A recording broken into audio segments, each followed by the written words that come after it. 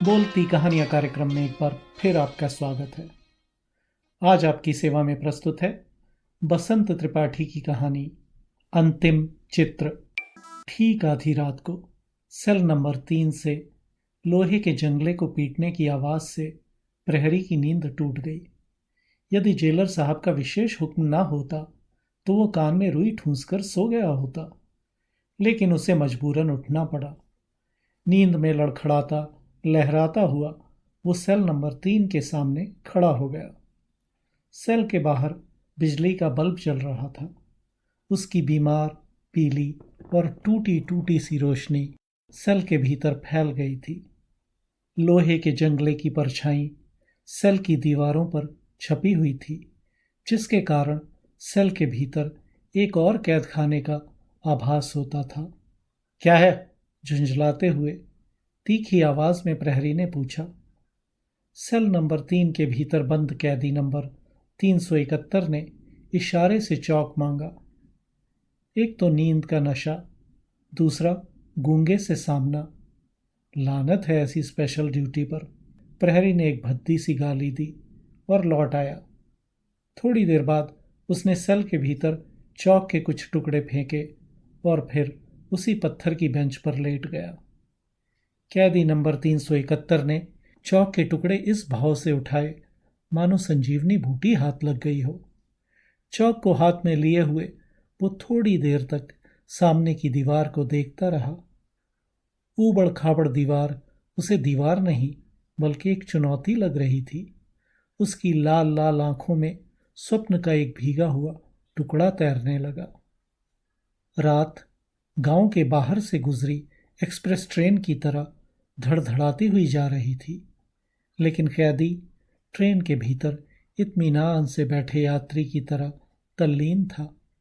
वो कोई 5-6 घंटे तक दीवार में खोया रहा, बिल्कुल कुशल तैराक की तरह जो नीले जल में उन्मुक्त तैर रहा हो।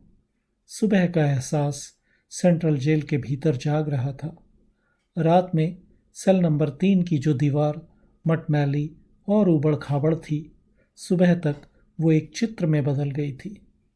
चित्र में एक समुंदर था। उसके ऊपर से एक चिड़िया एक ही पंख से उड़ी जा रही थी। समंदर के किनारे हजारों लोगों का हुजूम खड़ा जान पड़ता था और सबसे पीछे एक चेहरा थोड़ा स्पष्ट था, जो निश्चित ही किसी लड़की का था। सुबह से कुछ पहले प्रहरी की नींद की खुमारी टूट गई। वह चुपचाप सेल नंबर 3 के सामने खड़ा हो गया। कैदी को चित्र बनाते देखना उसके लिए अजीब किस्म का अनुभव था।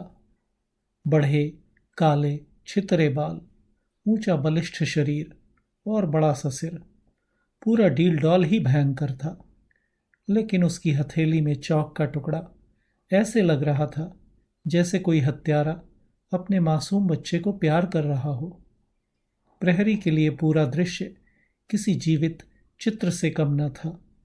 कैदी ने जब अपना चित्र पूरा कर लिया तो प्रहरी ने कहा, नहा लो भाई, आज तुम्हें जाना है। कैदी मुस्कुराया। उसकी लाल लाल आंखों में चौक के लिए धन्यवाद के भाव झलक रहे थे। थोड़ी देर बाद मजिस्ट्रेट, जेलर और डॉक्टर भी आ गए और कैदी नंबर 371 फांसी पर लटका दिया गया। कैदी की मौत के बाद एक गहरा सन्नाटा उस जेल में तैरने लगा। मौत के जलसे में शामिल सभी लोग एक दूसरे से बिना कुछ कहे थके मांदे लौट रहे थे। जेलर जेल के लंबे गलियारे से होता हुआ गुजर रहा था। वो चाहता तो नहीं था, लेकिन खुद को सेल नंबर 3 के आगे खड़ा पाया।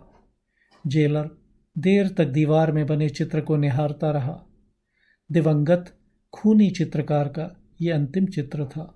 जेलर ने प्रहरी को बुलाकर कहा, आज इस सेल में सफेदी करवा देना। साहब, कहें तो सामने वाली दीवार को ऐसे ही रहने दें। बेचारे का यह अंतिम चित्र है, प्रहरी ने कहा। जेलर प्रहरी को देखता रहा, फिर आगे बढ़ा और उसने चित्र में से चिड़िया को पोंछकर हटा दिया। प्रहरी कुछ देर जेलर साहब को जाते हुए देखता रहा, फिर उसने गर्दन फेरकर चित्र की ओर देखा। जहां कुछ देर पहले चिड़िया थी, वहां एक भद्दी घसीट से बना धब्बा दिखाई दे रहा था, और भीड़ में खोई वो लड़की जो कुछ देर पहले उस चिड़िया की परवास को उत्सुक आंखों से देख रही थी, अब बहुत भयभीत दिखाई दी। कुछ देर बाद उसकी आंखों में नमी उभर आई। देखते देखते उसकी पलकों पर पनीली चमक दिखाई दी, और फिर दो बूंदें उसकी आंखों से बाहर आईं, और प्रहरी की विस्फारित आंखों ने उन सजीव आंसुओं को सचमुच दीवार पर लुढ़कते हुए देखा।